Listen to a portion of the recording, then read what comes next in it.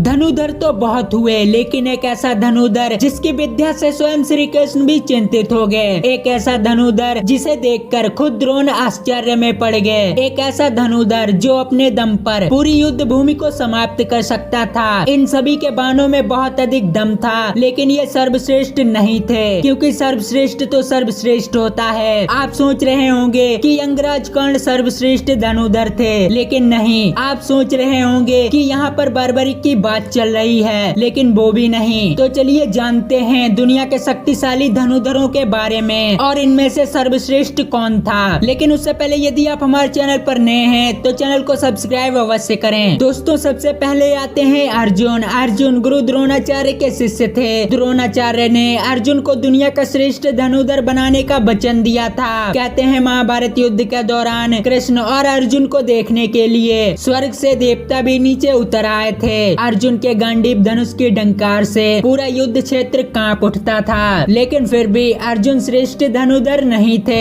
एकलव्य। दोस्तों, गुरु द्रोण की मूर्ति बनाकर मूर्ति के समक्ष एकलव्य ने धनुष विद्या सीखी थी। गुरु द्रोण को जब इस बात का पता चला कि एकलव्य अर्जुन से श्रेष्ठ धनुधर है, तो उन्होंने एकलव्य से पूछा कि तुमने ये धनुर्विद्या किससे सीखी है। इस पर एकलव्य ने कहा, गुरुवर, मैंने आपकी ही मूर्ति के समक्ष ये विद्या हासिल की है। इस बात पर गुरु द्रोण ने एकलव्य से कहा, तब तो तुम्हें मुझे गुरु दक्षिणा देनी चाहिए। और गुरु द्रोण ने दक्षिणा में उनका अंगूठा मांग लिया। इस तरह एकलव्य ने गुरु द्रोण को अपना अंगूठा दे दिया। बर्बरिक। दोस्तों, बर्बरिक के बारे में कौन नहीं जानता, जो घटोत्कच के पुत्र थे और उन्हें वरदान के रूप में 3 अमोघ बाण प्राप्त हुए थे। वे अपने 3 बाणों के दम पर पूरी युद्ध भूमि को एक पल में समाप्त कर सकते थे, लेकिन श्री कृष्ण ने उनसे पहले ही उनका सिरदान में मांग लिया, जिसके चलते वे महाभारत युद्ध में हिस्सा नहीं ले सके। बर्बरिक के उन 3 बाणों का कोई काट नहीं था, लेकिन इसके बावजूद भी बर्बरिक दुनिया के श्रेष्ठ धनुधर नहीं थे। महारथी कर्ण। वैसे तो महाभारत काल में सैकड़ों योद्धा हुए, लेकिन कहते हैं कि युद्ध में कर्ण जैसा कोई धनुधर नहीं था। कवच और कुंडल नहीं उतरते तो कर्ण को मारना असंभव था। दोस्तों, कर्ण बेशक महाभारत काल के श्रेष्ठ धनुधर थे। कर्ण के अर्जुन और एकलव्य से श्रेष्ठ धनुधर होने का प्रमाण ये है कि कर्ण के तीरों में इतनी ताकत थी कि जब वे तीर चलाते थे और उनका तीर अर्जुन के रथ पर लगता था तो अर्जुन का रथ कई दूर पीछे खिसक जाता था, क्योंकि कृष्ण ने अर्जुन से कहा था, जिस रथ पर मैं और हनुमान जी विराजमान हैं, इस रथ को किसी तरह पीछे नहीं ढकेला जा सकता।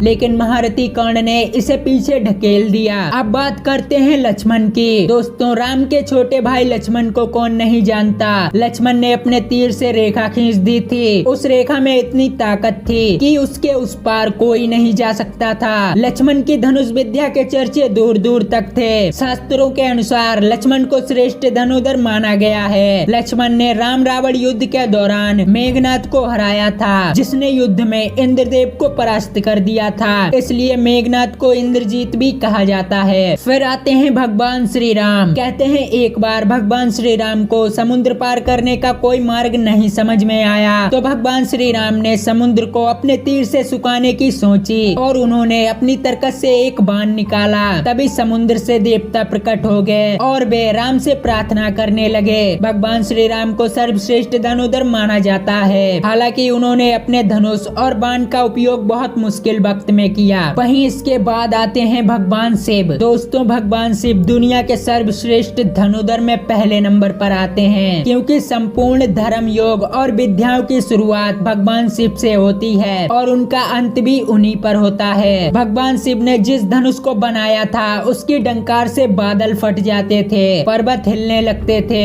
ऐसा लगता मानो भूकंप आ गया हो। यह धनुष बहुत ही शक्तिशाली था। इसी के एक तीर से भगवान शिव ने त्रिपुरासुर की 3 नगरियों को ध्वस्त किया था। इस धनुष का नाम पिनाक था। दोस्तों, इस तरह दुनिया का सबसे श्रेष्ठ धनुधर भगवान शिव थे। उनके अतिरिक्त कोई भी दुनिया का श्रेष्ठ धनुधर नहीं था। तो दोस्तों, आज की एक खास जानकारी आपको कैसी लगी हमें कमेंट में जरूर बताएं, और वीडियो पसंद आई हो तो चैनल को सब्सक्राइब करके बेल आइकन अवश्य दबाएं।